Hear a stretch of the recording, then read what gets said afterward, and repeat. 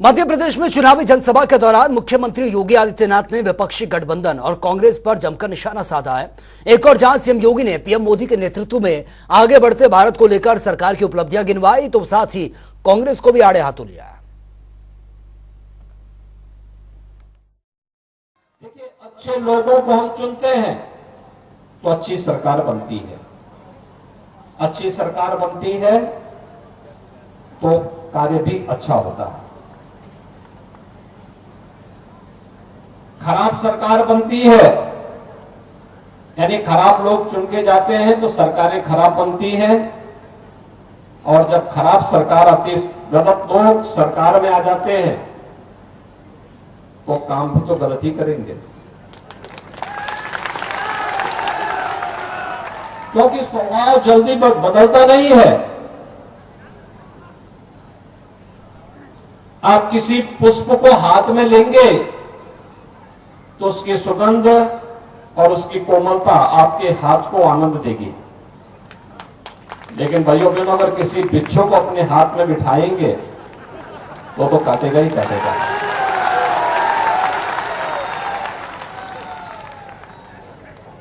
और इसीलिए आज मैं आप सबसे कहने के लिए आया हूं, अच्छा जनप्रतिनिधि आपको पहचान दिलाता है।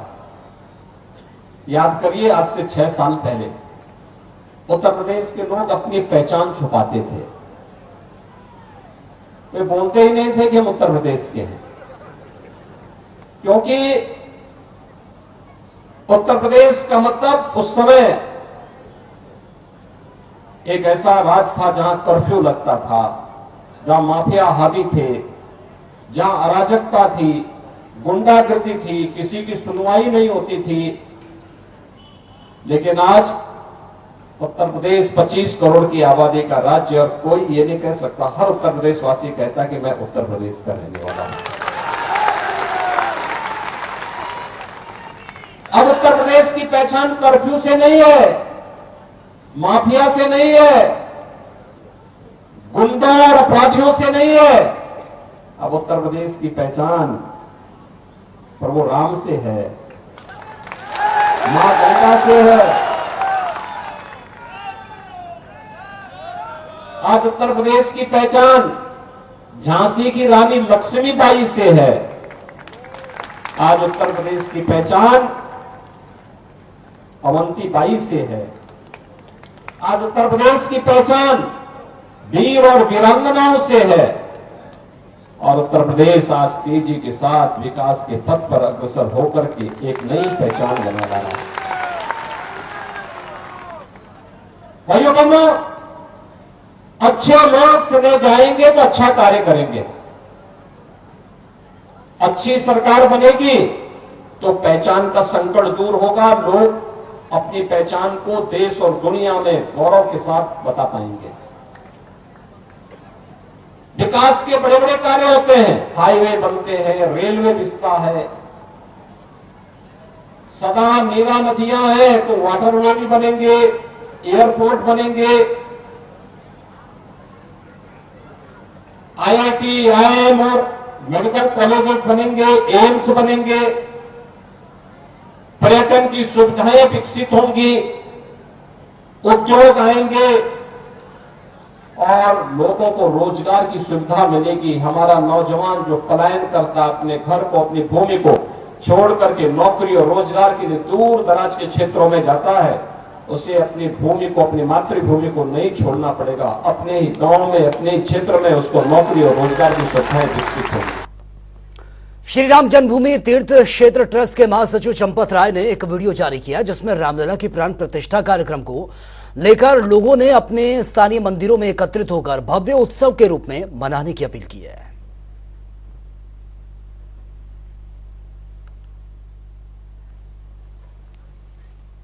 और वहीं आगरा दौरे पर बीजेपी प्रदेश अध्यक्ष भूपेंद्र चौधरी ने जहां प्रशिक्षण वर्ग सम्मेलन में भाग लिया, तो वहीं मध्य प्रदेश, राजस्थान, छत्तीसगढ़ और तेलंगाना में बीजेपी की सरकार बनाने का दावा भी कर दिया है।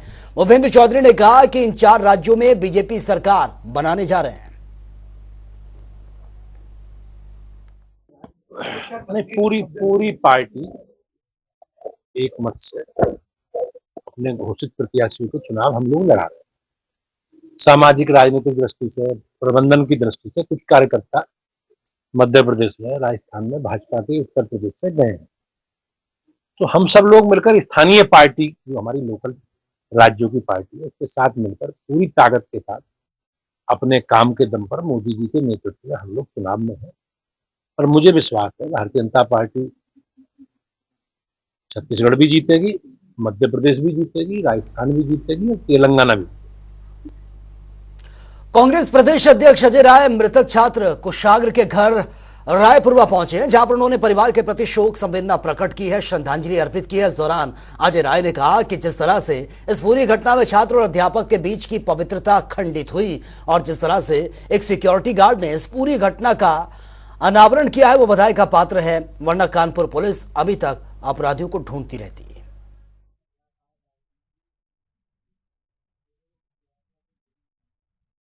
नहीं, देखिए, उनकी मांग यही है कि जो उसमें हमारी बच्चे की हत्या में शामिल लोग हैं उनको फांसी की सजा होनी चाहिए।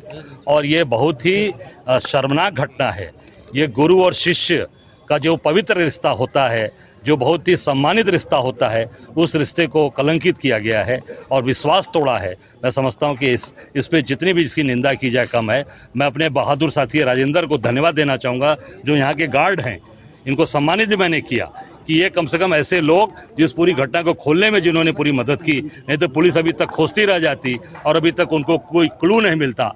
इस बहादुर साथी जो गार्ड, जो सचमुच जो अपनी ड्यूटी जो करता है, साधारण छोटी सी तनख्वाह के लिए साधारण तनख्वाह पा रहा है और अपनी ड्यूटी पूरा किया और सही बात को लाया, मैंने सम्मानित किया। इस घटना की जितनी भी निंदा की जाए कम है। जब हम इतिहास के पन्नों को पलटते हैं तो शहर और राज्यों के नाम बदलने की परंपरा काफी पुरानी नजर आती है।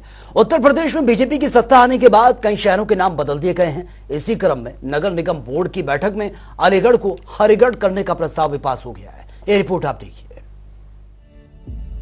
कहते हैं कि नाम में क्या रखा है, लेकिन हर कोई इस बात से सहमति नहीं रखता। यही कारण है कि जब हम इतिहास के पन्नों को पलटेंगे तो शहर और राज्यों के नाम बदलने की परंपरा काफी पुरानी नजर आती है। कभी राजा महाराजाओं ने, तो कभी मुगलों ने, तो कभी अंग्रेजों ने जगहों के नाम बदले। कुल मिलाकर सभी ने नाम बदलने की इस परंपरा को कायम रखा। उत्तर प्रदेश में बीजेपी की सत्ता आने के बाद से कई शहरों के नाम बदले गए हैं। इस क्रम में नगर निगम बोर्ड की बैठक में अलीगढ़ को हरिगढ़ करने का प्रस्ताव पास हो गया है। नगर निगम अलीगढ़ के मेयर प्रशांत सिंघल ने बताया कि नगर निगम बोर्ड की बैठक में कल सदन की बैठक में एक पार्षद संजय पंडित द्वारा प्रस्ताव अलीगढ़ को हरिगढ़ करने का रखा गया, जिसको सर्वसहमति से सभी पार्षदों ने पास कर शासन को भेजा है। इस दौरान उन्होंने ये भी कहा कि मुझे पूरी उम्मीद है कि आने वाले दिनों में बहुत जल्द ही शासन इसको संज्ञान में लेकर अलीगढ़ के नाम को हरिगढ़ करने की मांग को पूरा करेगा। कल सदन की मीटिंग में एक पार्षद श्री संजय पंडित जी द्वारा एक प्रस्ताव अलीगढ़ को हरिगढ़ का नाम करने के लिए रखा गया, जिसको सर्वसम्मति से सभी पार्षदों ने इसको यहाँ से अपनी सर्वसम्मति देकर आगे अब इस निगम के द्वारा ये प्रस्ताव को आगे शासन पे भेजा जाएगा। और मुझे पूरी उम्मीद है कि आने वाले बहुत ही जल्द शासन इसको संज्ञान में लेकर अलीगढ़ के नाम को हरिगढ़ करने की मांग को, हमारी अलीगढ़ की मांग को, इसको पूरी करेगा।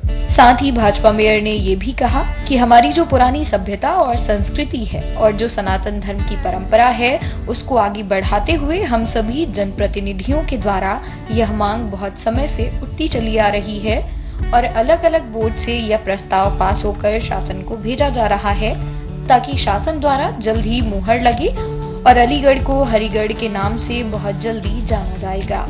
एक हमारी जो सभ्यता पुरानी, हमारी जो संस्कृति है, हमारी जो सभ्यता है और जो सनातन धर्म की हमारी एक परंपरा रही है, उसको ही आगे बढ़ाते हुए हम सब अलीगढ़ के जनप्रतिनिधि द्वारा ये मांग बहुत समय से उठती आ रही है और अब पूरे अलग अलग बोर्ड में इसका प्रस्ताव पास होकर शासन को भेजा जा रहा है, ताकि शासन द्वारा इस पर जल्दी ही मोहर लगे और अलीगढ़ को हरिगढ़ के नाम से बहुत जल्दी जाना जाए।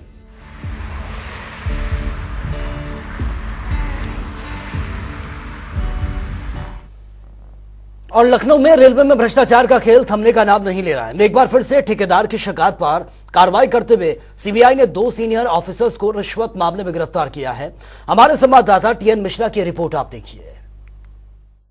मंत्री के तमाम कवायद के बावजूद देश में भ्रष्टाचार कम नहीं हो रहा है। रेलवे में भ्रष्टाचार की हालत यह है कि ताबड़तोड़ अधिकारी पकड़े जा रहे हैं, लेकिन फिर भी रिश्वत लेने वालों में कमी नहीं हो रही है।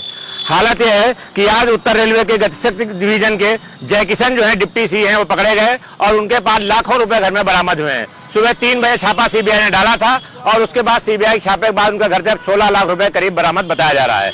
इसके अलावा यह भी है कि दूसरे एक अधिकारी हरीश कुमार हैं, जो है डिप्टी चीफ इंजीनियर कंस्ट्रक्शन के हैं, वो पकड़े गए हैं। उनको भी सीबीआई पूछताछ कर रही है। अब बताया जा रहा है जय किशन को कल सीबीआई या कोर्ट में प्रेषित करेगी और उसके बाद फिर जो है पता चलेगा कि उनको कोर्ट कहां से भेजता है, कितने दिन की रिमांड पर देता है और आगे क्या पता चलता है। लेकिन इतना जाहिर है कि इसके पहले कंस्ट्रक्शन के जो है एक डिप्टी सी पकड़े गए थे, उनका जो है AK मित्तल साहब, उनके पास भी लाखों रुपए मिले, लेकिन उनको फिर तैनाती मिल गई। अब देखा जाएगा जो भ्रष्टाचार में पकड़े जाते हैं, रेलवे उन्हें लगातार जो है सारी सहमत जो है सजा भी नहीं दिला पाता है, उल्टे वो नौकरी भी करने लगते हैं। अब इन हालातों में आम कर्मचारी भी है और यूनियन भी लगातार मांग कर रही है कि ऐसे लोगों पर कार्रवाई की जानी चाहिए, ताकि जो है लोगों को नसीहत मिले और भ्रष्टाचार रेलवे में कम हो। ये तब है जब कल ही सतर्कता जागरूकता सप्ताह समाप्त हुआ है और जिसमें बड़े बड़े दावे किए जा रहे थे कि भ्रष्टाचारियों के खिलाफ कार्रवाई होगी, भ्रष्टाचार के खिलाफ ये होगा, लेकिन विभाग तो कार्रवाई नहीं कर सका। सीबीआई ने जरूर अपनी जो है कार्रवाई की जो है दस्तक दे दी है। कैमरामैन रियाज के साथ TN मिश्रा, जनता टीवी, लखनऊ। रामनगरी अयोध्या में भव्य दीप उत्सव की तैयारियां चल रही हैं। उससे पहले अयोध्या में कल योगी कैबिनेट की अहम बैठक भी होनी है, जिसे लेकर हनुमानगढ़ी के महंत राजू दास ने क्या कुछ कहा, वो सुन लेते हैं। कल कैबिनेट की बैठक है। कैबिनेट की बैठक से देखिए, जो इस बार के दीपोत्सव है, हर वर्ष पूज्य योगी आदित्यनाथ जी की सरकार अपने ही रिकॉर्ड को ध्वस्त करके नए कीर्तिमान रिकॉर्ड को स्थापित करता है। और इस बार 25 लाख दिए हम जलाएंगे। 25 लाख दिए में 21 लाख दिए का हम विश्व रिकॉर्ड बनाएंगे। और हर एक नुक्कड़ चौराहा, हर एक अच्छे जगह, तमाम मंदिर, जीर्ण शीर्ण जगह जहां पड़े हैं, वहां पर दीप के लौ के माध्यम से दीप माला बनाकर हम लोग वो पारब्रह्म परमात्मा भगवान श्री राम जो दुष्टों का संहार करने के बाद जब अयोध्या आते हैं, अयोध्या की नर नारी, अयोध्या के साधु संत, अयोध्या के आम जनमानस भाव विभोर होकर भगवान की सेवा करता है, वो पलक, वो झपक आपको देखने को मिलेगा। और कैबिनेट की बैठक है। कैबिनेट की बैठक में मुझको लगता है पूज्य योगी आदित्यनाथ जी महाराज के जो विकास की जो व्यवस्था है, किस प्रकार से दीपोत्सव भव्य हो, नंबर 1, नंबर 2, जब प्राण प्रतिष्ठा महोत्सव हो, उसकी व्यवस्था कितनी अच्छी से अच्छी हो, क्योंकि उस दिन पूरे विश्व के कोने कोने से सनातनी आएंगे, अंतर्राष्ट्रीय जगत के लोग आएंगे, उसके बाद देश के कोने कोने से राम भक्त आएंगे। तो राम भक्तों की रुकने, ठहरने, आवास की व्यवस्था, स्वास्थ्य की व्यवस्था, भोजन की व्यवस्था, कैसे मंदिर तक पहुंचेंगे, ये सारी विषयों पर चर्चा परिचर्चा। और वहीं गोरखनाथ मंदिर से आज दिया कलेक्शन के बाद एक दिया प्रभु श्री राम के नाम ये रथ में रखा गया है। गोरखनाथ मंदिर से रवाना किया गया। गोरखनाथ के पुजारी ने विधि विधान से इस रथ की पूजा की है, फिर उसे हरी झंडी दिखाकर रवाना किया गया है। इसे लेकर गोरखनाथ मंदिर के महंत का कहना है कि गोरखनाथ मंदिर का जुड़ाव अयोध्या मंदिर से हमेशा रहा है। अयोध्या मंदिर की लड़ाई यहाँ के महंत हमेशा लड़ते आए हैं। मुख्यमंत्री योगी आदित्यनाथ ने भी इसकी लड़ाई लड़ी है और हम आज सौभाग्यशाली हैं कि हम लोग गोरखनाथ मंदिर से यह दीप रथ से अयोध्या के लिए भेज रहे हैं।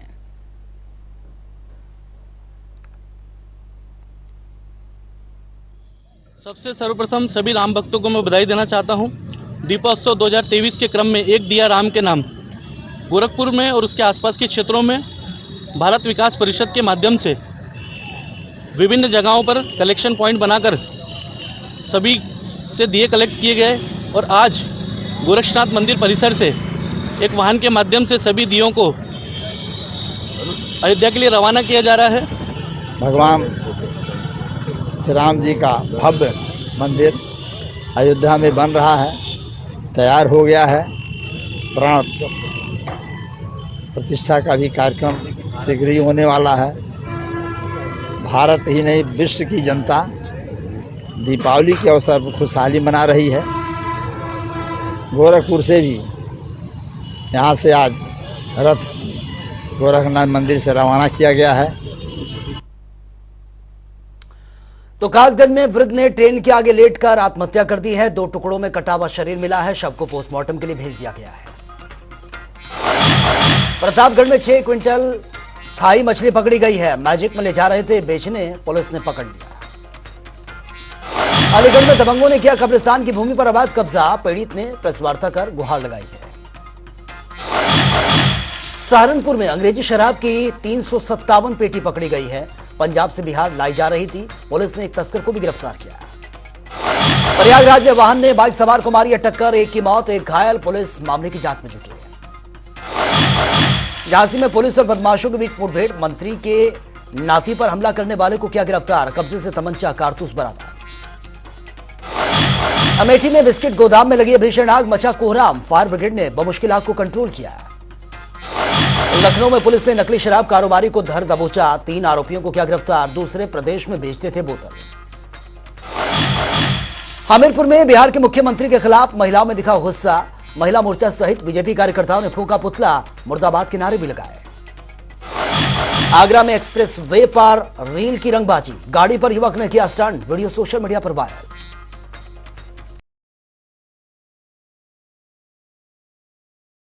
तो फिलहाल इस बुलेटिन में मेरे साथ इतना ही।